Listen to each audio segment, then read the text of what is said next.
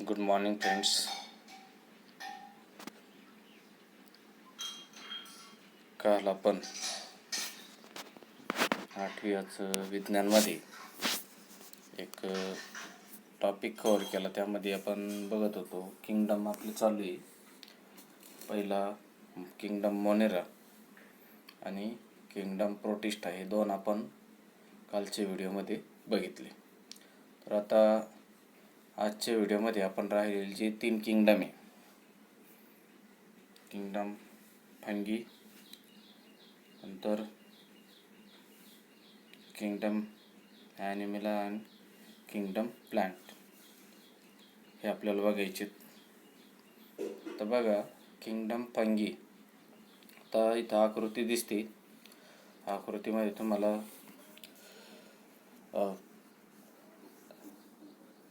फंगीची आकृती दाखवली. आता आकृती आपल्या वहीमध्ये काढून घ्यायची व्यवस्थित अशी. आता बघा काय आहे फंगीमध्ये, त्याचं एक्सप्लेनेशन. फंगी म्हणजे काय? कवक. लक्षात राहू द्या. आता take a moist piece of bread or a bhakri and keep it in a container with lid for a 2-3 days. काय करायचं आता ॲक्टिव्हिटी? एक तर मॉइस्ट पीस ऑफ ब्रेड, आपल्या घरामध्ये जो ब्रेड असतो ना त्याचा ओला तुकडा घ्यायचा, किंवा मग भाकरी त्याचा ओला तुकडा घ्यायचा, आणि काय करायचं त्याला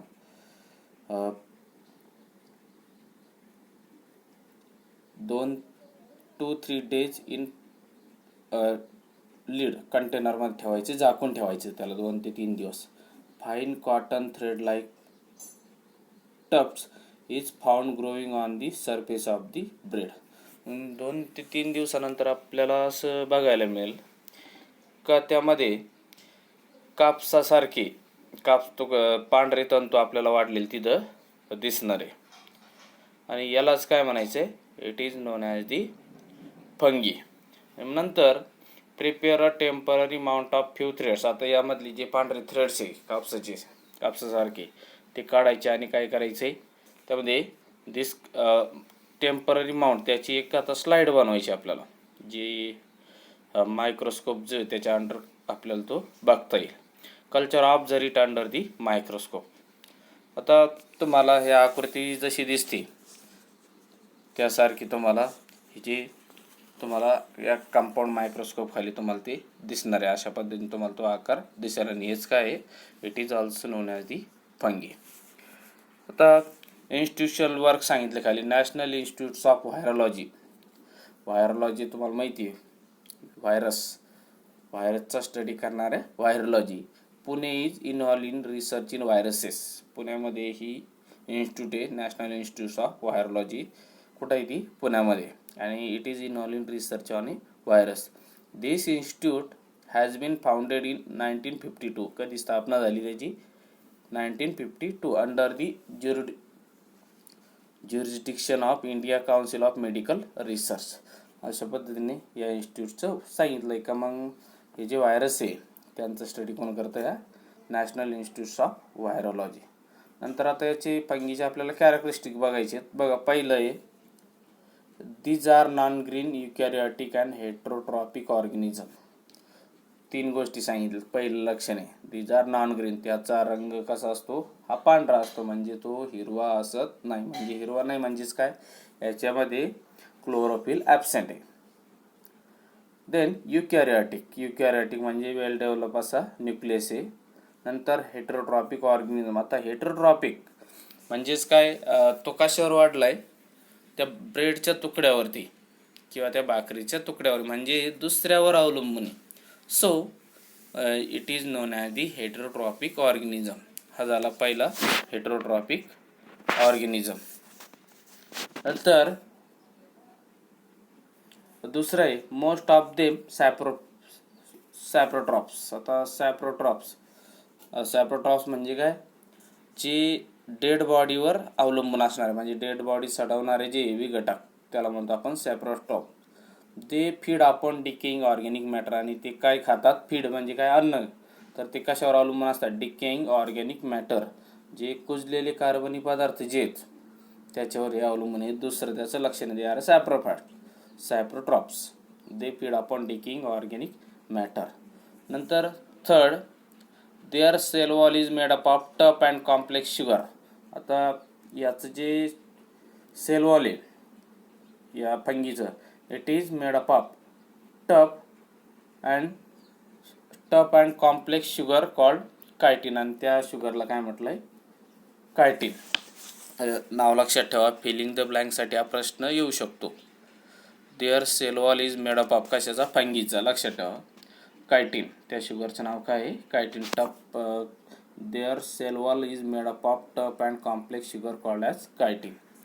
नंतर चौथं, some fungi are thread like and many nuclei are present in cytoplasm.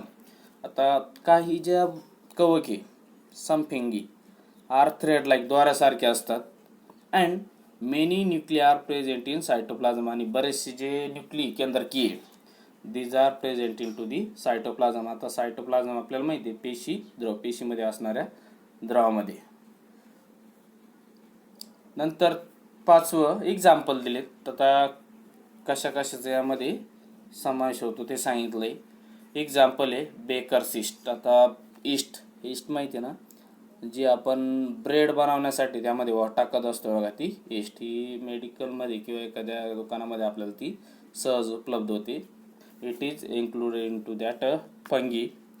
नंतर ॲस्परजिलस फंगस आणि कॉर्न माहिती. कॉर्न कशाला म्हणतो आपण ते? तर मक्याला म्हणतो ना. तर या मक्यावर वाढणारी जी बुरशी ती ॲस्परजिलस. नंतर पेनिसिलियम आणि मशरूम असे 4 एक्झाम्पल दिले त्या फंगीचे. नंतर tough may system of classification are introduce after the Whittaker's. His 5 kingdom system is widely accepted. आता बऱ्याचशा लोकांनी काय केलं, हे जी विटकरने जे क्लासिफाय केले होते या 5 किंगडम, तर हे लोकांनी काय केलं ते बऱ्याचशा वापरलं आहे. बऱ्याचशा लोकांनी त्याला वापरलं आणि त्यांनी त्या अभ्यासासाठी ते ठेवलं. आता नंतर explain merits and demerits of Whittaker's classification. Use your brains. आता बघा, विटकरने त्याचे काही क्लासिफिकेशन केलं आहे, पण त्यामध्ये काय बरेचसे प्राणी आपल्याला यामध्ये बघायला मिळाले नाही. बघा आता जवळजवळ 87 मिलियन एवढे प्रजाती आपल्या पृथ्वी तलावर आहे. तर सगळ्या याने क्लासिफाय केलं का? तर नाही. याने काही तुरळक कशा क्लासिफाय केल्यात. तर ॲनिमलचं आणि प्लॅन्टचं त्याने आपल्याला व्यवस्थित असं डिस्क्रिप्शन दिलेलं नाही. आणि बरेचसे जे प्राणी काही एकाच गटामध्ये येतात बघा, मोनेरा असेल, प्रोटिस्टा, कवकी. तर हे त्याचं क्लासिफिकेशन. आता नंतर पुढचा टॉपिक येतो आहे क्लासिफिकेशन ऑफ मायक्रोब्स. तर मायक्रोब जे दीज आर क्लासिफाईड इनटू, आता हा एक कन्सेप्ट दिली द मॅप. यामध्ये micro organism these are classified into 2 groups, prokaryotes and eukaryotes. That प्रोकॅरियोट्समध्ये कशा समावेश होतो या बॅक्टेरियाचा. तर आणि बॅक्टेरिया प्रोकॅरियोट्स. आता युकॅरियोट्समध्ये प्रोटिस्टा आपण बघितलं. प्रोटिस्टाचं एक्झाम्पल काय सांगता येईल आपल्याला? त्यामध्ये अमिबाचं. नंतर फंगीचं एक्झाम्पल काय आहे? 4 एक्झाम्पल बघितले आपण. कोणकोणते 4 बघितले? पेनिसिलिन बघितलं. नंतर ईस्ट, ॲस्परजिलस कशावर असतं? These are grow on a corn, मक्याच्या याच्यावर. नंतर mushroom, these are including to the that. आणि नंतर शेवटी आहे अल्गी, दीज युकॅरियोट. अशा पद्धतीने मायक्रो ऑर्गॅनिझम जे आहेत. आता हा दुसरा टॉपिक आहे आपला. पहिलं बघितलं होतं आपण क्लासिफिकेशन ऑफ मायक्रोब्स. तर हे मायक्रोब जे आहेत हे 4 याच्यात त्याचं वर्गीकरण केलं आहे: बॅक्टेरिया, प्रोटिस्टा, फंगी आणि अल्गी. आता नंतर जीवाणू बघायचा. आता आपल्याला पुढचा टॉपिक जो आहे तो जीवाणू. आता बऱ्याच वेळेस परीक्षेला तुम्हाला बॅक्टेरियाची आकृती काढायला सांगितली जाते. आता बॅक्टेरियाची आकृती जी आहे ती कोणतीही 1 किंवा 2 तुम्ही यापैकी काढू शकता. यामध्ये बरेचसे उदाहरणं दिलेत. कोकस, कोकोबॅसिलस, नंतर स्पेरिलियम, व्हायब्रिओ असे एक्झाम्पल दिलेत बॅक्टेरियाचे. आता साईज सांगितली बॅक्टेरियाची, किती आहे ती साईज, तर 1 मायक्रोमीटर टू 10 मायक्रोमीटर. आता micro, nano, hecto, deci, centi हे बघून घ्या. गणिताच्या लेक्चरमध्ये आपण बघतो जर मायक्रो म्हणजेच काय, 10⁻⁶, 10⁻6, 10⁻⁶ म्हणजेच काय मायक्रो मीटर म्हणू आपण त्याला. तर पहिलं पॉईंट सांगितलं यामध्ये युनिसेल्युलर इंडिपेंडंट पॅरासायटिक ऑर्गॅनिझम. आता त्याची माहिती सांगितली आहे बॅक्टेरियाची. तर कसं आहे तो, इट इज युनिसेल्युलर, एकपेशी असतात जीवाणू, इंडिपेंडंट असतात, कुणावरही अवलंबून नसतात. पॅरासायटिक ऑर्गॅनिझम दोन्ही पण सांगितले. इंडिपेंडंट ऑब्लिक पॅरासायटिक म्हणजे स्वतंत्र पण असतात, आणि पॅरासायटिक म्हणजे काय, दुसऱ्यावर अवलंबून असणारे असे ते पॅरासायटिक. नंतर समटाईम्स मे बॅक्टेरिया टुगेदर फॉर्म कॉलनीज आपल्याला माहिती आहे का, बरेचसे समूह एकत्र आल्यानंतर कॉलनीज म्हणजे sometimes may bacteria comes together and form a colonies. हा पहिला म्हणजे काय, पहिला point, it is unicellular, it is independent or it is a parasitic organism. Sometimes many bacteria come together and form a colonies. तर दुसरा point, bacterial cell is prokaryotic with cell wall. आता bacterial cell जे आहेत हे कशा असतात, प्रोकॅरियोटिक. आता प्रोकॅरियोटिक आणि युकॅरियोटिक ह्या कन्सेप्ट जे आहेत ते व्यवस्थित बघून घ्या. तुम्हाला मी कालच सांगितलं यामध्ये वेल डेव्हलप न्यूक्लियस ज्यामध्ये असेल ते, आणि ज्यामध्ये न्यूक्लियस जो आहे तो वेल डेव्हलप नसेल असे युकॅरियोटिक आणि prokaryotic. But distinct nucleus or cell organelles are absent. बघा, bacterial cell is prokaryotic with cell wall, but distinct nucleus विशिष्ट वेल डेव्हलप असा न्यूक्लियस सेल किंवा सेल ऑर्गनेल्स पेशी अंगके यामध्ये नसतात, याच्या पेशीमध्ये. दुसरा point, it is prokaryotic cell with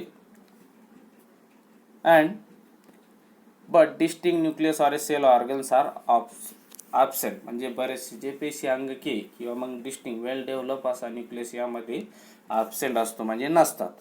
तिसरा, ते reproduce by simple binary fission. आता रिप्रोडक्शन म्हणजे काय, की ते स्वतः सारखा नवीन जीव तयार करणे, याला काय म्हणतो आपण, रिप्रोड्यूस. मग आता नवीन जीव कसं तयार करतात, एक प्रोसेस आहे by the simple binary fission. Binary fission, by म्हणजे काय, दोन तुकड्यामध्ये, फिजन म्हणजे तुटणे, दोन तुकड्यामध्ये तुटून काय करतात ते नवीन असा जीव, ते दोन्ही तुकडे जे झाले त्यांचा नवीन असे वेगवेगळे जीव त्यामधून तयार होतात. अशा पद्धतीने त्यांचं रिप्रोडक्शन आहे. नंतर चौथं, इन फेवरेबल कंडिशन. आता ज्यावेळेस त्यांना फेवरेबल कंडिशन येते त्यावेळेस bacteria grow vigorously and can double their number in 20 minutes. बघा किती वेळेस, 20 मिनिटामध्ये ते आपली संख्या डबल करू शकतात, एवढं फास्ट त्यांचं काय हे रिप्रोडक्शन असतं. बट तिथं काय, फेवरेबल कंडिशन त्यावेळेस पाहिजे. त्यांना पोषक अशी स्थिती निर्माण झाली की ॲटोमॅटिक काय होतं, तिथं त्यांचं जी संख्या आहे ते ग्रो व्हिगरसली फास्ट वाढतात and can double their number in 20 minutes. आणि 20 मिनिटामध्ये त्यांची संख्या ते काय करतात, हे डबल करतात. अशा पद्धतीने हा बॅक्टेरियाचं एक्सप्लेनेशन आहे. नंतर प्रोटोझोआ. आता प्रोटोझोआ म्हणजे काय, आदिजीव. त्याची साईज सांगितली ॲप्रॉक्सिमेटली 200 मायक्रोमीटर, 200 मायक्रोमीटर असतात. तर बघा प्रोटोझोआची माहिती आकृती बघून घ्या. Paramecium it is included in to that paramecium protozoa. नंतर अमिबा. तर पहिलं point, protozoans are found in soil. आता soil, fresh water and sea water. आता त्यांचं हॅबिटॅट सांगितलंय, कुठं राहतात. तर प्रोटोझोआ कुठं असतात, protozoa are found in soil, मातीमध्ये सापडतात, फ्रेश वॉटरमध्ये गोड्या पाण्यात आढळतात, आणि अँड सी वॉटर आणि समुद्राच्या पाण्यामध्ये ते आपल्याला आढळतात. Some are found in the body of other organism and are pathogenic. आणि अजून सम आर, त्यामधले काही काय, some are found in the body of other organism, दुसऱ्या प्राण्यांच्या शरीरामध्ये पण आढळतात. R pathogenic. आणि पॅथोजेनिक सांगितलं ते काय, रोगास कारणीभूत असणारे पॅथोजन, रोगजंतू म्हणतो आपण त्यांना. हे पहिला पॉईंट. त्यांचं लोकेशन सांगितलंय, कुठं असतात, माती नंतर गोड्या पाण्यामध्ये आणि समुद्राच्या पाण्यात. आणि काही जे प्राणी आहेत हे protozoa they are found in other organisms body, त्या दुसऱ्या प्राण्याच्या शरीरात. आणि काही जे दे आर दी पॅथोजेनिक, ते रोगजंतू. तर दुसरा point, these are unicellular organism with eukaryotic sale.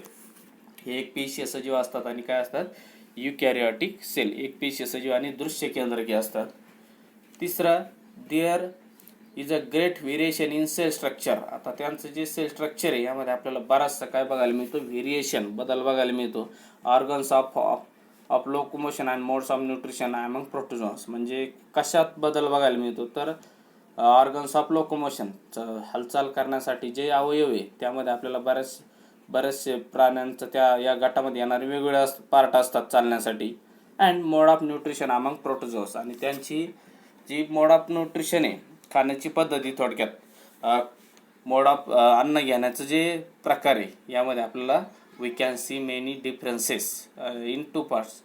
नंतर चौथं, these organism reproduce by simple cell division.